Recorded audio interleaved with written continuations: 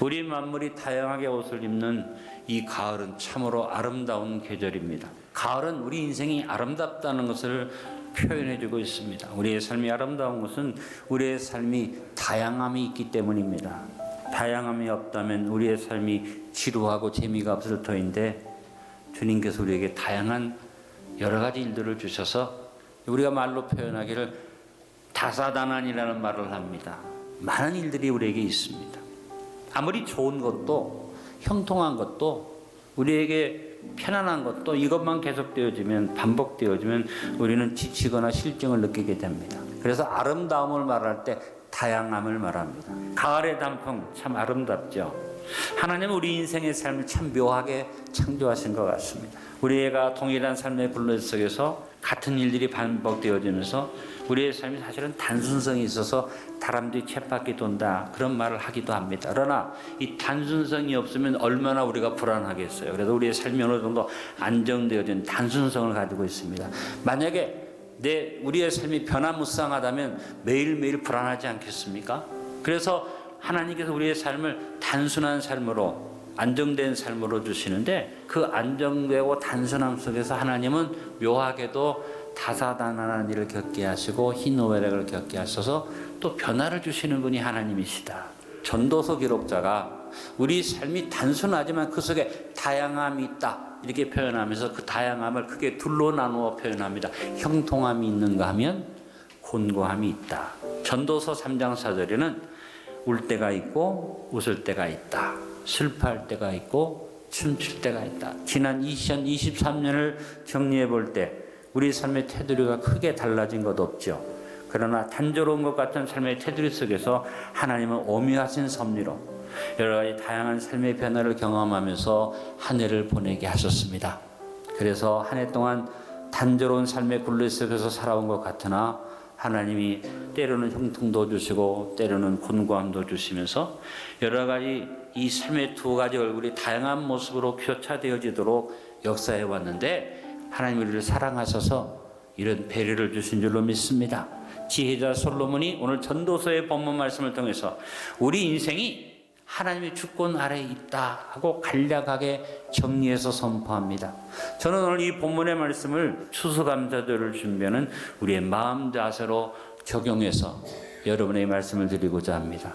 추수감사절을 맞으면서 중요한 것은 우리가 이 한 해를 어떻게 정리하고 추수해야 하느냐는 생각을 갖는 것입니다. 우리는 하나님의 주권적 배려로 우리에게 한 해가 주어진 것을 바라보면서 감사로 2023년을 정리하고 추수감사절을 준비해야 하겠습니다.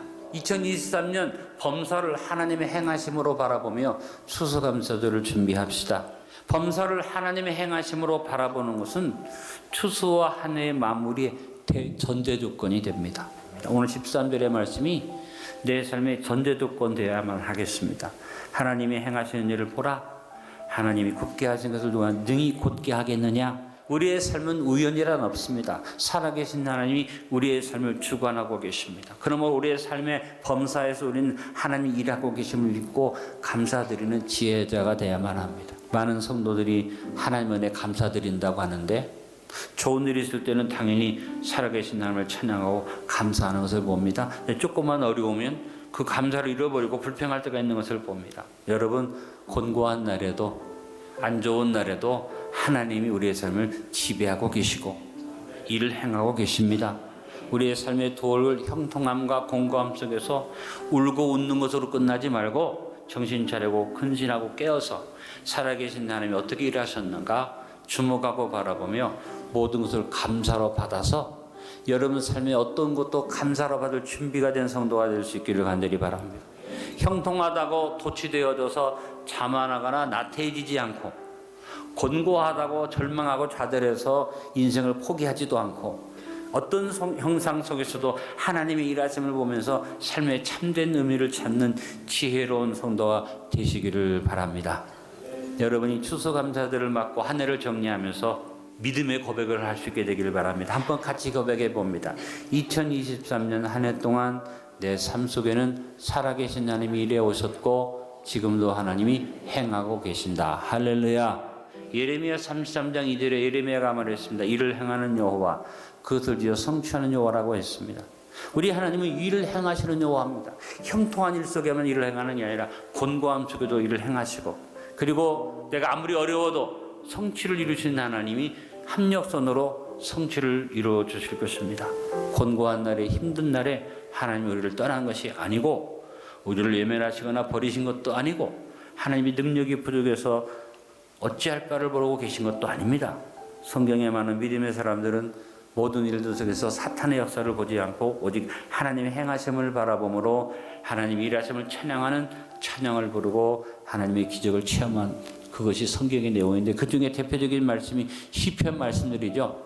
시편의 대부분은 고난 속에서, 역경 속에서, 환난 속에서, 질병 속에서 하나님의 일하심을 본 사람들이 노래한 것들이 시편의 말씀들이고, 자, 여러분 누굽니까? 여러분이 예수 그리스도의 십자가 보혈의 저로 구원받은 하나님의 자녀 맞습니까?